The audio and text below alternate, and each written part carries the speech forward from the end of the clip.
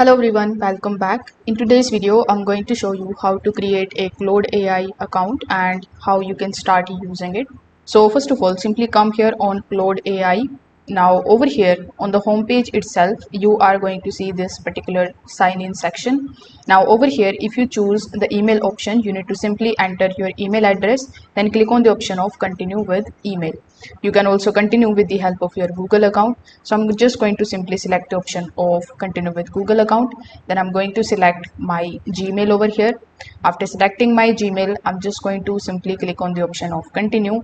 Then after waiting for some time, you will be redirected on the home page of Claude AI, where you are going to see this type of chat box in front of you. Now over here you can just simply start typing your query and you can just simply start using Claude AI.